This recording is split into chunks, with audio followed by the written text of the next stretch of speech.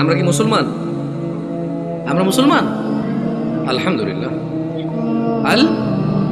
আলহামদুলিল্লাহ। হ্যাঁ, আমরা মুসলমান। যদি ফজরের নামাজ না পড়ে মুসলমান থাকা যেত। আমরা মুসলমান যদি শুক্রবারে 8 দিনে 2 রাকাত নামাজ পড়ে থাকা যায়, তাহলে আমরা মুসলমান। দিনে 17 রাকাত, সপ্তাহে 5-7-35 ওয়াক্ত পড়ে যদি মুসলিম হতে হয়, আমরা ওই মুসলমান না।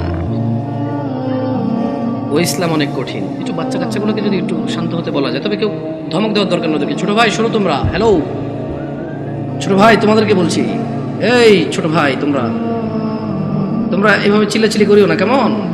তোমরা খেলাধুলা করো, সমস্যা নেই। একটু ওই যে অবশ্য তোমাদের জন্য এই দাওয়াত কতটুকু কাজে আসবে, তোমাদের মুরব্বীদেরই তো কাজে আসবে বলে মনে হয় না। তোমরা তো এখনো কথাই বলছো না, ছোট মানুষ, 8-10 বছর বয়স। তোমাদের উপর এখনো নামাজও ফরজ হয়নি। তোমাদেরকে কি ওসিয়ত করবো বলো? 60 বছরের মানুষই মসজিদে আসে না। আমি খুব পবিত্র এরকম কি বলতেছি? দেখলে না, বলবে যে উনি তো এমন ভাবে কথা বলতেছে মনে হচ্ছে উনি জান্নাতের সার্টিফিকেট নিয়ে আসছেন। না, আমাকে এখানে আপনারা নিয়ে আসছেন কথা বলার জন্য। আর আমার কথা বলার আন্দাজ হচ্ছে যে সামনে যারা আছে তাদেরকে নিয়ে কথা বলবো। এর মানে এই নয় যে আমি এখান থেকে বাহিরে আছি, আমি নিজেকে সহযোগ করবো। নয়াপাড়ার মানুষ, শুকরিয়া আদায় করো যে তোমরা মুসলমানের ঘরে জন্ম হয়েছ। আজকে এখানে যেই ন্যায় এবং অন্যায়ের বিষয় আলোচনা হবে, তা প্রত্যেকটা মানুষের জন্য প্রয়োজনীয়, অত্যন্ত জরুরি। কিন্তু তোমরা মুসলিমের ঘরে হওয়ার কারণে চিন্তা করেছো আমরা মুসলমান ওয়াজে যাব, যে অন্য কোনো ধর্মের কারো ঘরে হয়েছে সেখানে আজকে আসেনি। তোমরা শুকরিয়া আদায় করো যে তোমরা মুসলিম হয়েছো, তোমাদের এই মন মানসিকতা হয়েছে এখানে এসেছো। নয়াপাড়ার মানুষ, তোমরা কি মুসলমান হয়ে মরতে চাও? একটা পরামর্শ দিবে, শুনবে? দেখো, আমার এখনো দাড়ি পাকে নাই, আমার জুব্বো বেশি ঢিলে ঢালা না, যেহেতু আমি চিকন চাকন মানুষ, বেশি ঢোলা ঢালা জিব্বা পড়তে হয় নাই। আমার বয়সটা খুব বেশি, তবে মরার বয়স হয়ে গেছে আলহামদুলিল্লাহ। যেদিন যে জন্ম নেই ওই দিন তার মরার বয়স হয়ে গেছে। মানে যে বাচ্চা এই মাত্র ভূমিষ্ঠ হলো জীবিত, তার মরার বয়স হয়ে গেছে, বুঝছে না? বুঝে নাই? সেই হিসেবে আমারও মরার বয়স হয়ে গেছে, কম হয়নি বয়স। তবে একেবারেই মুরব্বী বয়স এখনো হয়নি, হয়েছে। যদি কেউ তোমাদেরকে বলে তোমরা শুধু শুক্রবারের নামাজ আদায় করে মুসলিম হয়ে আল্লাহর সামনে দাঁড়ানোর পরে আল্লাহ এটা গ্রহণ করবে, সে তোমাকে ভুল শিক্ষা দিচ্ছে। আমি মানুষ, বয়সে কম হতে পারি, শারীরিকভাবে অত উঁচা লম্বা নই আমি। আল্লাহ আমাকে যেরকম করেছে অনেক সুন্দর করেছেন আলহামদুলিল্লাহ। আমি আমার কদ কাঠি নিয়ে সন্তুষ্ট আছি আলহামদুলিল্লাহ। ও নয়াপাড়ার মানুষ, মহিলা এবং পুরুষ, এই পৃথিবীর সকল মুহাদ্দিস, মুফাসসির, মুআল্লিম, হাকিম, আল্লামা, হাজি, মুন্সি, গাজী, হুজুর, শায়খ, সব যদি এক জায়গায় করো আর যদি ফতোয়া নাও শুধু জুমা পড়ি মুসলিম, ওই ফতোয়া ভুল। আমি ফতোয়া দেই না এটা ঠিক, তবে ওই ফতোয়া ভুল, এটা আমি ক্লেম করতেছি, এটা আমি নিজস্ব দায়ভার নিয়ে বলতেছি। কারণ রাসূলুল্লাহ সাল্লাল্লাহু আলাইহি ওয়াসাল্লাম বলেছে, নিশ্চয়ই কুফরি এবং শিরকি আর ঈমানের মধ্যে পার্থক্য হচ্ছে নামাজ। যে নামাজ আদায় করে সে মুমিন, যে নামাজ আদায় করে না সে শিরক করলো, কুফরি করলো, সে জুলুম করলো। তো নামাজ কি শুধু শুক্রবারে মুসলমানদের প্রতি? নামাজ দিনে 5 ওয়াক্ত। মুরব্বী, এই কেউ ক্যামেরা ঘুরানোর দরকার নাই। ইউটিউবাররা একটু বেশি টাকা পয়সা কামানোর জন্য মানুষের ইজ্জত সম্মানের চিন্তা করে না, যেমনি সামনে থাকে। মুরব্বী, জোহরের নামাজ কয় রাকাত? আপনি জোহরের নামাজ কয় রাকাত? বসেন, সমস্যা নেই। জোহরের নামাজ কয় রাকাত? 12 রাকাত। জোহরের নামাজ কত রাকাত পেলাম আমরা? আসর নামাজ 4 রাকাত। মাগরিব 7 না 5? বুঝে দেখেন, 5। দেখ, আমার এলাকায় 7 চলে। না আমি বুঝাই দিব কেমনে? এই আপনার বিরক্ত হচ্ছে না তো? একটু ওদেরকে একটু জায়গা, ভাই আপনি চলে আসেন, কেমন মেহমান আসছি, যদি দাঁড়ায় দাঁড়ায় আপ্যায়ন করেন বলবো যে গেছি গাজীপুরে, কি অভদ্র এলাকা রে ভাই, এসব দাঁড়ায় আছে না। যদি জায়গার সমস্যা হয় তাহলে অসুবিধা নাই। দেখছেন এমন পাম দিছি না, বসে উপায় নেই আপনাদের। আসেন চলছেন, আসেন। এটা ভদ্রতা, এটা সাধারণ ভদ্রতা যে আপনারা বসবেন, কেমন মানে যখন কেউ কথা বলে আপনারা যখন বসবেন ওর কথা বলার মানে স্পৃহা বাড়ে। আর ঈশান নামাজ কয় রাকাত মুরব্বি? ঈশান নামাজ কয় রাকাত? অসুবিধা না, আপনি বলেন, অসুবিধা নেই। এশা এশা এশার নামাজ কয় রাকাত? এশা এশা সালাতুল ইশা, ঈশার নামাজ কয় রাকাত? আরে আমাদের এদিকে তো 15 চলে, আপনাদের কত? 9। দেখছেন, মনে কিছু করেন না। আমি আজকে বক্তব্য দিচ্ছি এখানে আল্লাহর কসম, আমার এই সময় থেকে আমি যে কথাগুলো বলবো আগামী 5 মিনিট, আমি শুধু বেনামাজিকে উদ্দেশ্য করে বলবো। কাকে উদ্দেশ্য করে বলবো? নামাজিরা নিজের উপরে নিয়েন না। আমি এবার আমার এলাকা বলি, কুমিল্লা নাঙ্গলকোট। আমার বাড়ি কোথায়? কুমিল্লা নাঙ্গলকোট। আমার এলাকায় ফজরের নামাজ 4 রাকাত। কয় রাকাত? জোহরের নামাজ 12 রাকাত। কত রাকাত? আসরের নামাজ 8 রাকাত। কত রাকাত? মাগরিব 7 রাকাত। কত রাকাত? একটু আমার সঙ্গে সঙ্গে বলিন, কেমন ভাল লাগে শুনতে। ঈশান নামাজ 15 রাকাত। কত রাকাত? 15 রাকাত। আমি প্রশ্ন করলাম আমার আম্মারে, যে আম্মা ফজরের নামাজ 4 রাকাত কেমনে হইল? তো 2 রাকাত ফরজ। 2 রাকাত সুন্নত, 2 রাকাত ফরজ, কত হইল?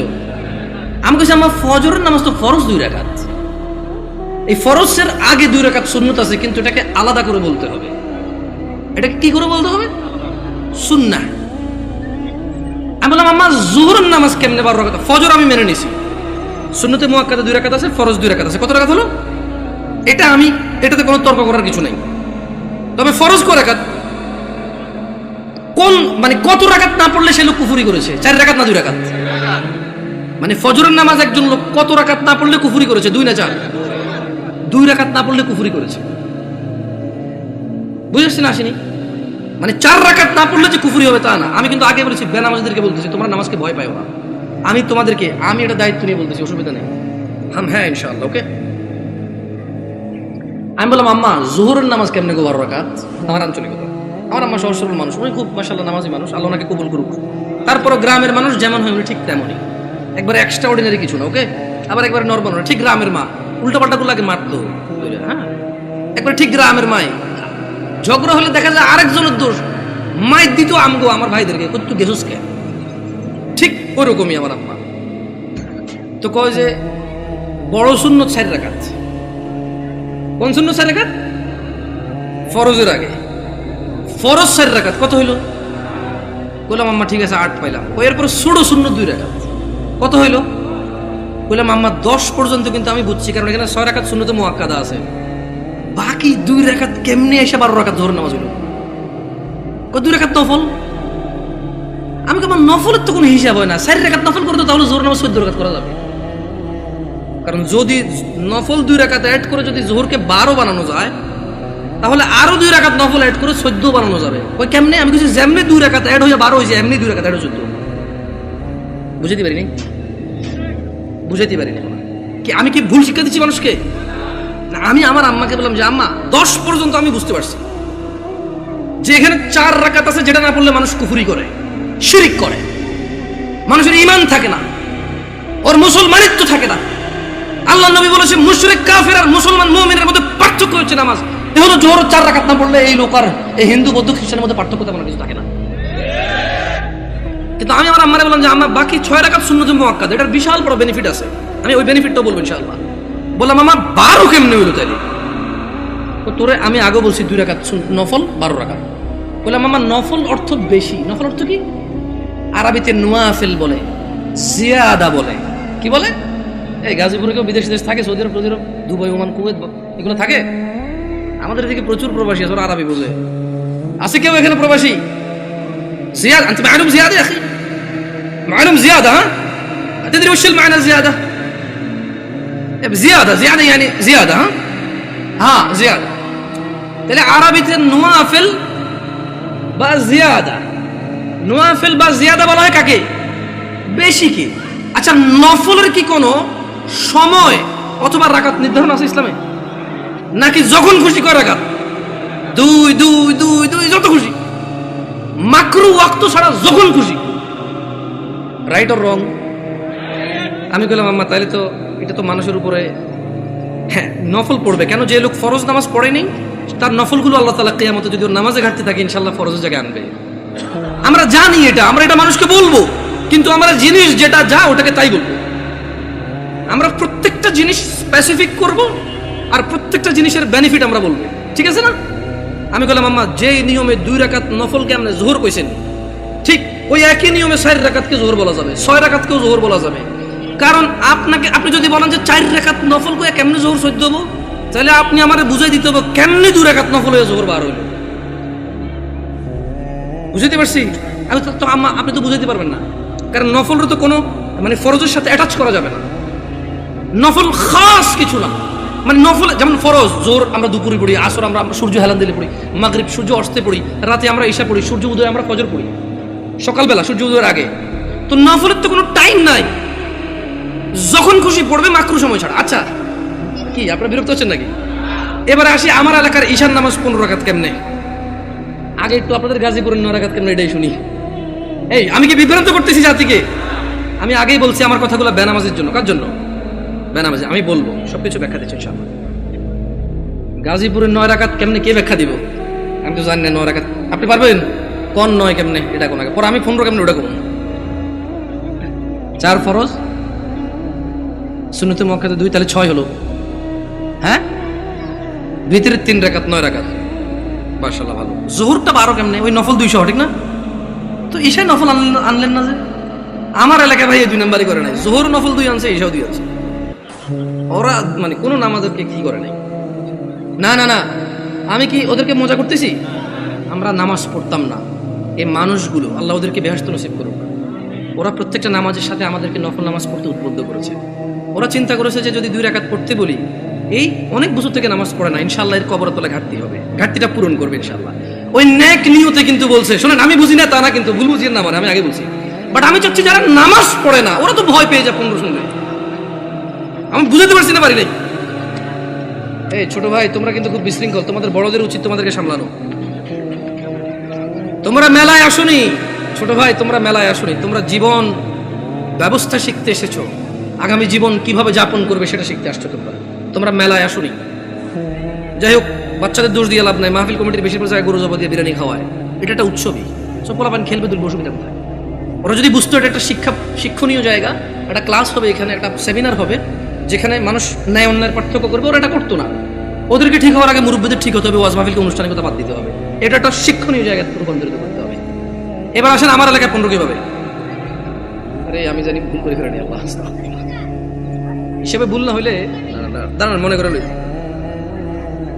বড় সুন্নত 4, বড় সুন্নত কত? ফরজ 4 কত? ছোট সুন্নত 2 কত? নফল 2 কত? ভিতর 3 কত? 15। আমি কইলাম আম্মা এটা ঈশার নামাজ? ও হ্যাঁ। ছোটবেলা থেকে আমি যতটুকু দিন, আমার আম্মা অনেকটা পরিবর্তন হয়েছে আলহামদুলিল্লাহ। উনি ওখানে যায়, মসজিদে নামাজ পড়ে, তারাবির সময় সৌদি আরবে মহিলারা নামাজ পড়তে পারে, যায় নামাজ টামাজ পড়ে আলহামদুলিল্লাহ। আস্তে আস্তে বলে যে আরে হুত আটা যে কি ভুলের মধ্যে আসি, মকসুদের মুমিন এগুলো হরি হরি শেষ আটা। আমি বলছি আম্মা আলহামদুলিল্লাহ, আল্লাহকে ভয় করেন, ইনশাআল্লাহ আল্লাহ ভালো পথ দেখাবে। বললাম না, গ্রামের সহজ সরল মানুষ, যতটুকু দিন আপনি শিখাবেন শিখবে, কিন্তু যদি সোর্সটা ভালো না হয়, দিন শিক্ষার সোর্সিংটা যদি ভুল হয়, তাহলে জীবন শেষ। তাহলে জীবন কি?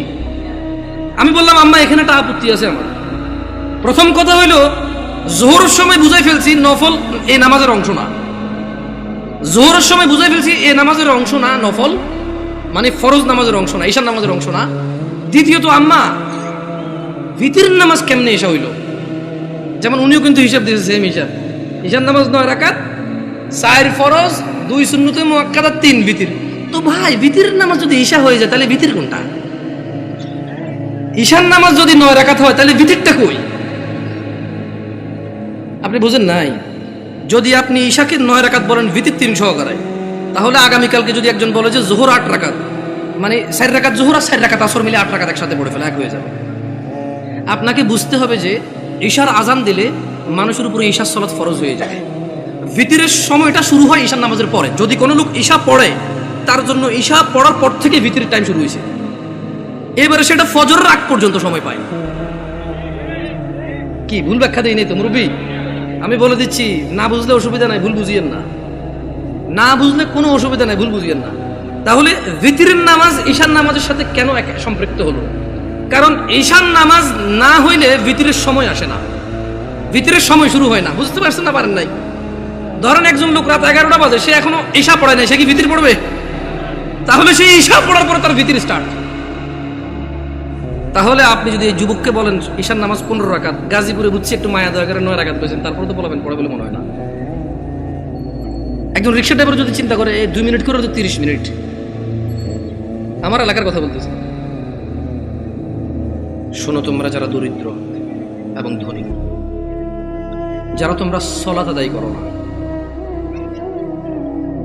নয়াপাড়ার মানুষ তোমাদের নবী মুস্তাফা সাল্লাল্লাহু আলাইহি ওয়াসাল্লাম মৃত্যু সজ্জায় বারবার উঠে বলেছে সালাহ সালাহ সালাহ, নামাজ নামাজ নামাজ। এই নামাজ তোমরা যারা আদায় করো না, তোমরা জেনে রাখো নয়াপাড়ার মানুষ, ও নয়াপাড়ার মহিলা ও পুরুষরা, ধনী দরিদ্র, সুস্থ অসুস্থ, তোমরা যেই হও না কেন, তোমাদের উপর তোমাদের রব দিনে 17 রাকাত নামাজ ফরজ করেছে। তোমাদের মধ্যে যে কোনো ব্যক্তি দিনে, পুরা দিনে সকাল থেকে রাত পর্যন্ত এই 17 রাকাত নামাজ আদায় করবে না, যে সে তার রবের সাথে কুফরি করেছে, রবকে অস্বীকার করেছে। ক্ষমা চাও তোমাদের রবের কাছে। আজকের এই মাহফিল তোমাদের জীবনের নামাজ ত্যাগের ইতির দিন হোক। আজকের এই নয়াপাড়ার মাহফিল তোমাদের জীবনের 5 ওয়াক্ত 17 রাকাত নামাজের সূচনার দিন হোক।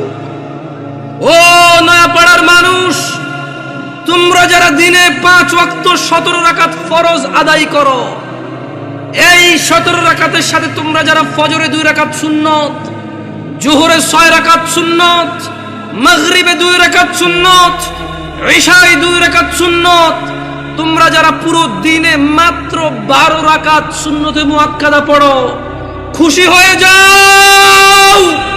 তোমাদের মুস্তাফা সাল্লাল্লাহু আলাইহি ওয়াসাল্লাম, তোমাদের ভালোবাসার নবী বলেছে, যে ব্যক্তি দিনে 12 রাকাত সুন্নতে মুআক্কাদা আদায় করবে, তার জন্য আল্লাহ প্রতিদিন জান্নাতে একটা ঘর বানাবে। ও নয়াপাড়ার মানুষ, কি মিস করতেছো?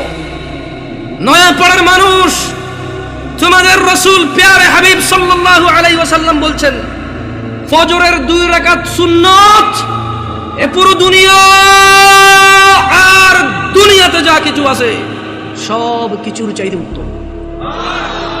তাহলে যে 2 রাকাত সুন্নত পৃথিবীর চাইতে উত্তম, ওই 2 রাকাতের সুন্নতের পরে যে 2 রাকাত ফরজ রয়েছে, এই ফরজের আল্লাহু আকবার কি দিয়ে মিটাবা? এই ফরজের সামি আল্লাহু লিমান হামিদা কি দিয়ে মিটাবা?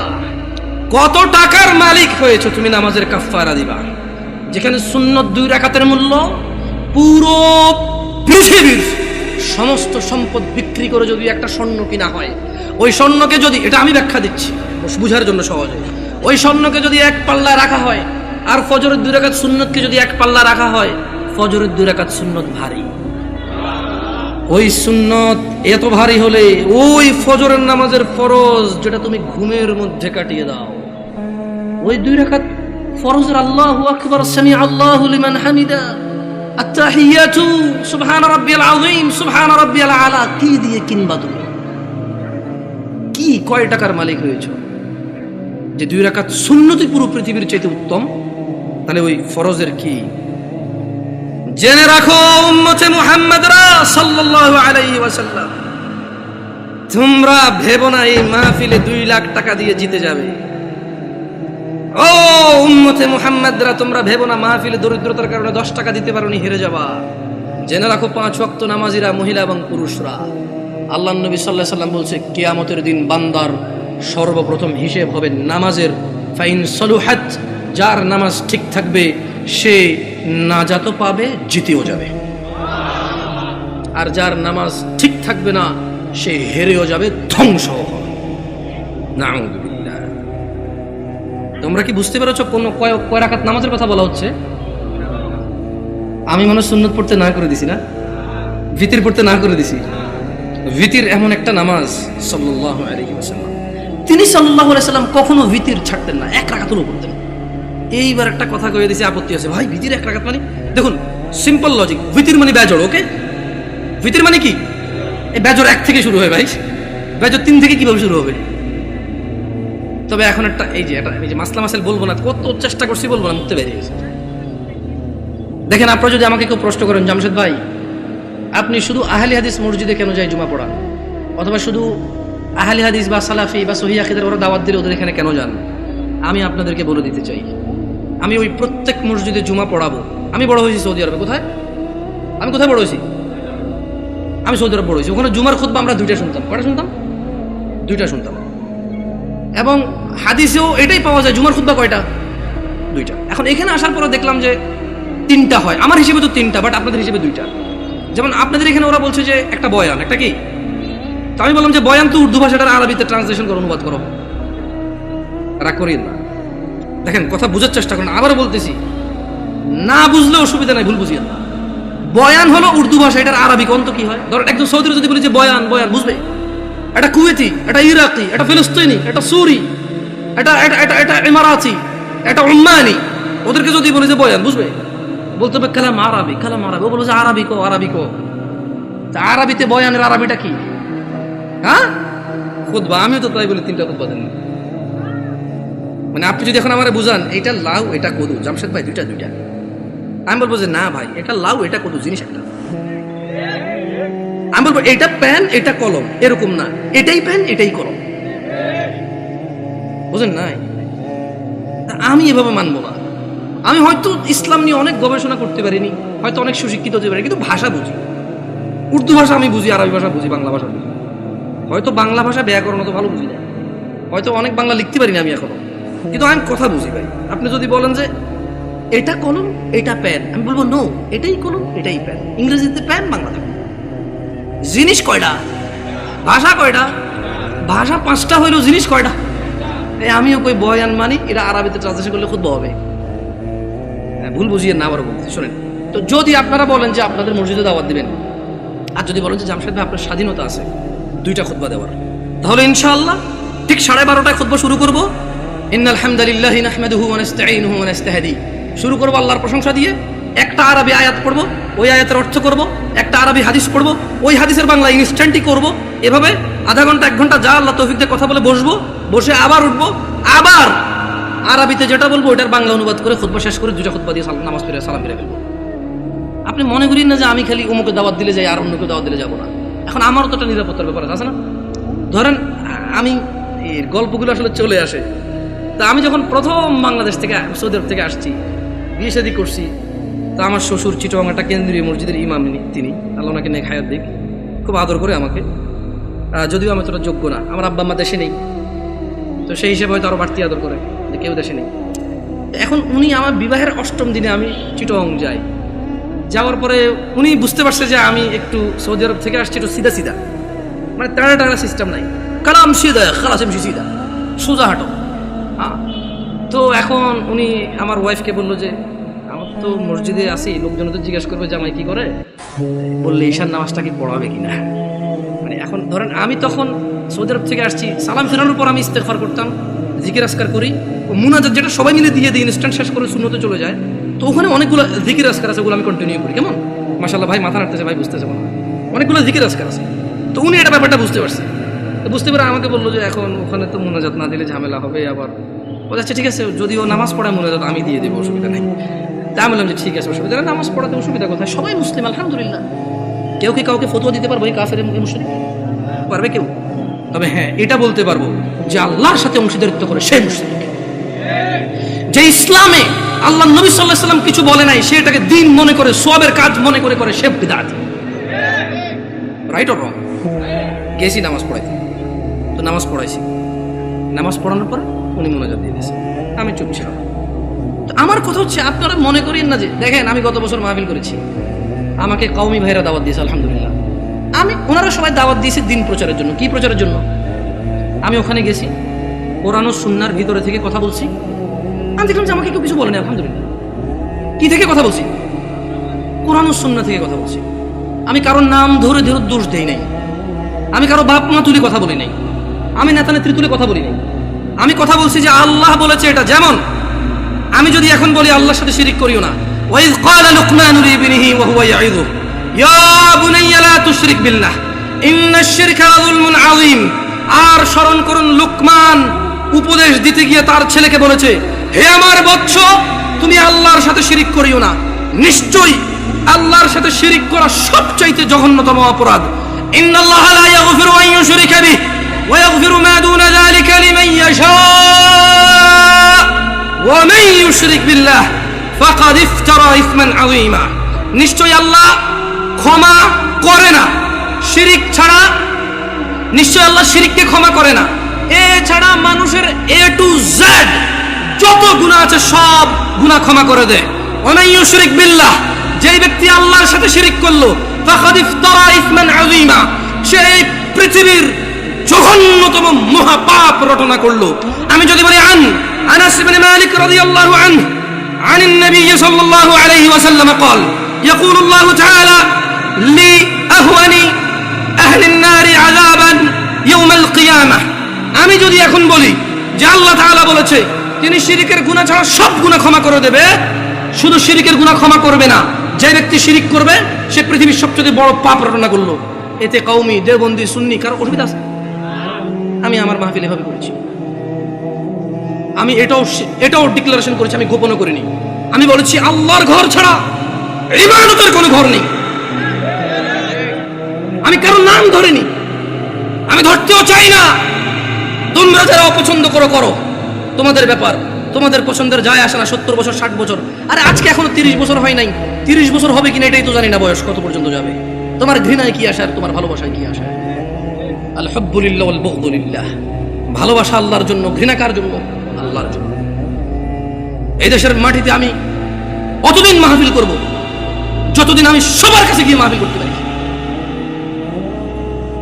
আমি গত বছর মাহফিল করেছি, সব মাহফিল আমার আগে পীরজাদারা করেছে। মানে আমার আগে যিনি বক্তা ছিল তিনি পীরজাদা, কোনো পীরের সন্তান, উনি মাহফিল করেছে। এরপর আমি উঠেছি, আমি আমার মাহফিল করেছি, আলহামদুলিল্লাহ। যখন বলেছে মুনাজাত দেন, আমি দোয়া করে দিয়েছি। এরপরে বলেছে মুনাজাত দেন, ওরা বুঝতে পারেনি যে আমি দোয়া করেছি। তো আমি বলেছি যে মুরব্বী একজন কাউকে দিয়ে আপনারা দেখেন। আমি আসলে আমি সিম্পল কথা বলে দেখেন, দোয়া কি? দোয়া মানে মানুষ তার নিজের চাহিদা, সুবিধা অসুবিধা কার কাছে বলবে? এবং আল্লাহর কাছে সুবিধা বেশি পাওয়ার জন্য বলবে, যে অসুবিধাগুলো রয়েছে সেগুলো থেকে পরিত্রাণের জন্য আল্লাহকে বলবে। এটাই দোয়া। বুঝতে পেরেছি? এটাই দোয়া। তো আমি দোয়া করি সব জায়গায়। হয়তো বাংলাদেশের প্রচলিত অনেক সিস্টেম নিয়ম আমি জানি না, আর যদি আমাকে এগুলো আপনি বুঝাইতে হয় কোরআন সুন্নাহ দিয়ে বুঝাই দিলে আমি করবো ইনশাআল্লাহ। মানে 100 লোকে বলেছে, 1000 কোটি বছর আগ থেকে চলে আসছে, আই ডোন্ট কেয়ার। বলেন একজন মেতর মুচি এসে যদি বলে যে জামশেদ তুমি ভুলে গেছো তোমার রাসূল এভাবে বলেছে, আমি বলবো আমাকে ক্ষমা করে দাও আমার অপারগতা, তুমি আমাকে এই তথ্য দিয়ে আমার উপকার করেছো, তুমি আমার ভাই, আমার কলিজায় আসো। আপনি যত বড় কিছু হন, যদি বলেন যে এটা 50 বছর 200 বছর থেকে চলে, ওনারা কি জানতো না? আমি বলবো ওনারা জানে নাকি জানে না আমি জানি না, তবে আমি জানি না। শোনো না পাড়ার মানুষ, আল্লাহর দিকে ফিরে এসো। তোমরা শিরিক করিও না। তোমরা মনে করো তোমরা শিরিক করো না। ও যুবক বৃদ্ধরা, যারা তোমরা ফজরে ঘুমিয়ে থাকো, জোহরে আড্ডায় থাকো, তোমরা আল্লাহর দিকে ফিরে আসো। আল্লাহ ছাড়া তোমাদের কোনো নিরাপত্তা দানকারী নেই। মুহাম্মদ সাল্লাল্লাহু আলাইহি ওয়াসাল্লামের অনুসরণেই তোমাদের সফলতা। আল্লাহ তাআলা বলছেন, মান ইউতি'র রাসূল ফাকাদ আতা আল্লাহ। যে রাসূলের অনুসরণ করলো সে আল্লাহর ইবাদত করলো। ওয়া মান তাওয়াল্লা, আর যেই ব্যক্তি এটা থেকে মুখ ফিরে নিল, ফামা আরসালনাকা আলাইহিম হাফিযা। ও মুহাম্মদ সাল্লাল্লাহু আলাইহি ওয়াসাল্লাম, যেই ব্যক্তি আপনার দাওয়াত থেকে সরে গেছে তার প্রতি আপনাকে আমি পাহারাদার হিসেবে পাঠাইনি, যা খুশি করতে দেন। ইন্না হাযিহি তাযকিরা, এই কুরআনুল কারীম হচ্ছে আল্লাহর উপদেশ। ফামান শাআ ইত্তাখাযা ইলা রাব্বিহি সাবিলা, এদের মধ্যে যে দাম্ভিকতা করে করুক, এদের মধ্যে যে অস্বীকৃতি করে করুক, এদের মধ্যে যার যা খুশি করুক। ফামান শাআ ইত্তাখাযা ইলা রাব্বিহি সাবিলা। এই কোরআনুল কারীম, এই হাদিস, এগুলো হচ্ছে আল্লাহর পক্ষ থেকে উপদেশ। যার খুশি সে মেনে নিয়ে জীবন গঠন করবে, যার খুশি সে মানবে না, মরে গিয়ে জাহান্নামে নিক্ষিপ্ত হবে। জেনে নাও নয়াপাড়ার মানুষ, তোমাদের রব বলছে রাসূল সাল্লাল্লাহু আলাইহি সাল্লামের অনুসরণে রয়েছে সফলতা। তিনি বলেছেন লাকাদ কানা লাকুম ফি রাসূলিল্লাহি উসওয়াতুন হাসানা। ও ব্রাজিল আর্জেন্টিনার পতাকা বাহিরা, ও ফ্রান্সের মুহাম্মদ সাল্লাল্লাহু আলাইহি সাল্লামের কার্টুন বানানো নিয়ে রাস্তায় নামে পুরো দেশ জ্যামকারী এই লোকগুলোই তো এখন পতাকা উড়াচ্ছে ছাদে ছাদে। তোমাকে অপমান করতে আসেনি। ওয়াল্লাহি আমি নিজে এমন অনেক অপরাধী, যখন আমি এই অপরাধে থাকি আমার কাছে কোনো অনুভূতি থাকে না, বোধ শক্তি থাকে না, জানোয়ারের মতো হয়ে যায়। আমি মনে হয় না এটা লজ্জা করার কাজ। তোমার অবস্থা আমারও যেই অপরাধগুলোতে আমি লিপ্ত, যেমন আমি নির্লজ্জ, তোমার অবস্থা এরকম। তাই তোমাকে আমি আমার থেকে আলাদা মনে করি না, তোমাকে ভালোবেসে বলি। তুমি তো সেই যুবক যে ফেসবুকে একদিনে 50টা স্ট্যাটাস দিছ, ফ্রান্সের মাল বন্ধ করো, ফ্রান্সের এই সেই করো, ইসরায়েলের মাল বন্ধ করো, ব্রাজিলের মাল বন্ধ করো, খাবো না, জ্বালিয়ে দাও। এগুলো তো তুমি বলেছো, আমরা এগুলো বলিনি। আমরা রাসূলের সুন্নত এভাবে পালন করি। যারা রাসূলকে ঘৃণা করে আমরা বলি যে আমরা ভালোবাসি। দেখো ওয়াল্লাহি এটা কখনোই রাখতাম না যদি সুন্নতে মুহাম্মদ না হতো সাল্লাল্লাহু আলাইহি ওয়াসাল্লাম। আমি হাজার অন্যায় করি, আমি মানি মানুষ হিসেবে আমার অপরাধের শেষ নেই, আল্লাহ আমাকে ক্ষমা করবে। তবে তোমরা যারা মুহাম্মদ সাল্লাল্লাহু আলাইহি ওয়াসাল্লামকে নিয়ে কুচ্ছা রটনা করো, অবমাননা করো, তোমাদেরকে বলে রাখি আমার টাকনুর উপরের কাপড় ওনাকে ভালোবেসে। তোমাদের বলে রাখি আমি বাম্পা দিয়ে টয়লেটে যাই ওনাকে ভালোবেসে। তোমাদেরকে বলি আমি ডান হাতে খাই ওনাকে ভালোবেসে সাল্লাল্লাহু আলাইহি ওয়াসাল্লাম। যুবক, কার আদর্শ নিয়ে বড় হচ্ছ? এই দেশের বাবা মারা কি তাদের সন্তানকে আদর্শ শিখাবে না? এরা কি তাদের সন্তানকে এভাবেই শিয়াল কুকুরের মতো রেখে চলে যাবে পৃথিবী ছেড়ে, আর আশা করবে তাদের মৃত্যুর পরে এই সন্তানগুলো তাদের অনেক কাজে আসবে?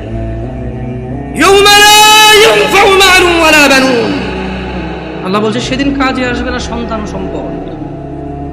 ও নয়াপাড়ার মানুষরা, তোমাদের আদর্শ কে? তোমাদের আদর্শ কে? না, তোমাদের আদর্শ ব্রাজিল আর্জেন্টিনার পতাকা। 4 কিলোমিটার পতাকা লাগাইছে আম বাগান বিক্রি করে, খবর শুনছি। আল্লাহকে হেদায়েত দিক। আল্লাহ আমার ভাইকে বুঝার তৌফিক দান করুন। যদি আজ বাংলাদেশের নিয়ে কিছু করতে বুঝতাম, নিজের দেশের একটা গিনিস বুকে ওয়ার্ল্ড হইতো। অ্যাটলিস্ট বাংলাদেশ, আমরা বাংলাদেশি, আমাদেরকে কেউ চিনত কোনো একটা কারণে, হয়তো আমরা গেলে সম্মানিত হতাম যে আচ্ছা তুমি ওই দেশের মানুষ, যে দেশের মানুষ তাদের দেশকে এত ভালোবাসে। এখানে দেখি যে বাংলাদেশের পতাকা একটা 20টা থেকে অন্য দেশের পতাকা, বাংলাদেশটা একটু করে রাখে। আমি বলতেছি না যে পতাকা উড়ালে সোয়াব হয়, না উড়ালে গুনাহ হয়, আমি বলতেছি না, কিন্তু আসলে কি বলবো আপনাদেরকে নিয়ে, কিছু বলার নাই। তো বয়স অনেক, পরে মাইরে মেরে নামাজ দিবেন। আউযু বিল্লাহি মিনাশ শাইতানির রাজীম। লাকাদ কানা লাকুম ফি রাসূলিল্লাহি উসওয়াতুন হাসানাহ লিমান কানা ইয়ারজুল্লাহা ওয়াল ইয়াওমাল আখির ওয়া যাকারাল্লাহা কাসীরা। যুবক, নয়াপাড়ার বৃদ্ধ, যুবক, মহিলা, পুরুষ, কার আদর্শ তোমার? তোমাদের রব বলছে নিশ্চয়ই তোমাদের জন্য মুহাম্মদ সাল্লাল্লাহু আলাইহি ওয়াসাল্লামের মধ্যে রয়েছে উত্তম আদর্শ। তাহলে আদর্শ কারটা উত্তম? ওয়াজ কি বোঝেন না? আদর্শ কারটা উত্তম? মুহাম্মদ সাল্লাল্লাহু আলাইহি ওয়াসাল্লাম। কি এখন মানে এরকম করলে ভালো লাগবে না? ঠিক না, এবার দরকার নাই তো করার। আপনি ঠিক বেঠিক বললে আমার কাজ কি এখানে এসে? আর শুনেন, আমি কিন্তু সুবহানাল্লাহ বলেন, আলহামদুলিল্লাহ বলেন, এভাবে বলি না। মনে রাখবেন, ওয়াজের মাঠে যদি আপনি ভালো কিছু শুনেন, যেটা মনে করেন যে আপনার জন্য সুসংবাদ, সুবহানাল্লাহ বলবেন, আলহামদুলিল্লাহ বলবেন। যদি দেখেন যে একটা অন্যায়ের শাস্তির ব্যাপারে বলা আছে, যদি আপনি অন্যায়কারী হন, সঙ্গে সঙ্গে বলবেন আউযু বিল্লাহ, নাউযু বিল্লাহ, আস্তাগফিরুল্লাহ, এগুলো বলবেন। সঙ্গে সঙ্গে অনুভূতিটা প্রকাশ করবেন যে আল্লাহ আপনি আমাকে মাফ করুন, আমি তো এই অপরাধী। যদি দেখেন যে জান্নাতের কিছু, আল্লাহর উদারতা আপনার সামনে বয়ান হয়, সঙ্গে সঙ্গে বলবেন আলহামদুলিল্লাহ। কি বলবেন? এগুলা আলহামদুলিল্লাহ বলেন। এভাবে কেন শিখিয়ে দিতে হবে আপনাকে? বলেন, গত 50 বছর থেকে বয়স শুনেন, এখনো যদি শিখিয়ে দেওয়া লাগে আলহামদুলিল্লাহ বলেন, হয় তাহলে আজকে এই বছর বলবো বলেন আলহামদুলিল্লাহ, আপনি বলবেন আলহামদুলিল্লাহ। আগামী বছর এসে আরেকজন বলবে সুবহানাল্লাহ বলেন, আপনি বলবেন সুবহানাল্লাহ। দরকার আছে নিজেরটা নিজে বলে ফেলবেন, কেমন? শুনুন, আচ্ছা এখানে চরমনের লোক আছে, আমি দেখতে পাচ্ছি, আমি টুপি দেখে বুঝতেছি আট্রসির লোক আছে, না অসুবিধা কোথায়? বাংলাদেশে কিছু আইডেন্টিটি ক্রিয়েট হয়েছে, প্রত্যেকে তার আইডেন্টিটি বোঝানোর জন্য যে ভাই দেখো এটা আমার আকিদা, এটা আমার বিশ্বাস, এটা আমার মানহাজ। সো তুমি আমার সাথে কথা বললে সেই হিসাবে কথা বলো। সো এটাতে কিন্তু সহজ, অ্যাটলিস্ট আমরা বুঝতে পারি যে এখানে আমরা ভ্রাতৃত্ববোধ বজায় রাখবো, যতটা আমরা সত্য বলবো, যতটা সহনশীল হয়ে বলা যায় আলহামদুলিল্লাহ, ঠিক আছে? তবে আমরা মিথ্যা বলবো না, আমরা কৌশলের নামে অপপ্রচার করবো না, ঠিক আছে না? এখানে আট্রসি, মাইজ ভান্ডার, ফুরফুরা, চরমনাই কোনো দলই করে না এমন লোক আছে না? নাই। সবার উদ্দেশ্যে একটা কথা বলি, আপনাদেরকে একটা আয়াত পড়ে শোনাবো, আপনারা কি এটা মানবেন? কোরআনের আয়াত কিন্তু মানতে হবে কিন্তু, ঠিক আছে? পড়ে শোনাই তো। আউযু বিল্লাহি মিনাশ শাইতানির রাজীম।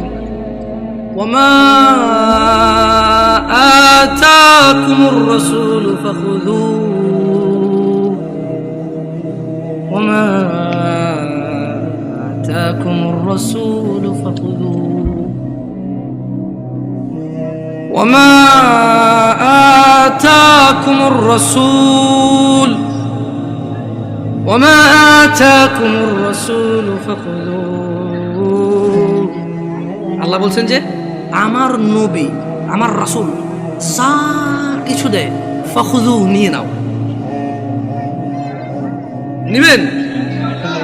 তাহলে ছাড়তে হবে কি? আল্লাহ বলছেন পরবর্তী অংশে আয়াতের, ওয়ামা নাহাকুম আনহু ফান্তাহু।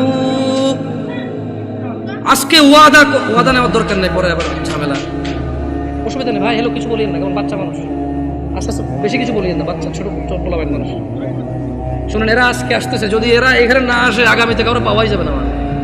অলরেডি আপনাদেরকে বিরিয়ানি দিয়ে আনে, সিন্নি দিয়ে আনে, পিন্নি দিয়ে আনে, জিলাপি দিয়ে আনে। এই পোলাপান যদি ওয়াজের আশেপাশে না আসে, ওদেরকে টাকা পয়সা দিয়ে আনতে পারবেন না। এখন তো বিরিয়ানি দেন, কেন? ভুল বলছি নাকি? ভুল বলছি? পিন্নি, সিন্নি, বিরিয়ানি, খেজুরি, পোলাও, কুরমা, ভাই এটি তো অনেক পুরান হয়ে গেছে জিলাপি ভাই। এই জিনিস এখন আর খাইতে পাবলিক ওয়াজে আসে না। অমুক ওয়াজে যাবি, দৌড় না, কেন? আর শুধু জিলাপি খাওয়ায়। চল অমুক জায়গা যাবি, কেন? আরে মুখটা জব দিছে, গরুটা মহিষটা জব দিছে, চল খাই আসি পারবে।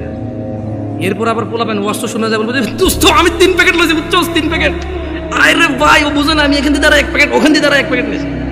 ওয়াজ হয়ে গেছে এটা। তো এই পোলাপানগুলো ঘুরঘুর করতেছে, ঘুরঘুর করতে দেন। তবে ছোট ভাই তোমাদেরকে ভাইয়া অনুরোধ করি, তোমরা দৌড়াদৌড়ি করলে একটু বাহিরের দিকে করো, কারণ তোমাদের শব্দ আসে, একটু ভাইয়া কনসেন্ট্রেটটা নষ্ট হয়ে যায়, হ্যাঁ, মনোযোগ দিতে পারি না।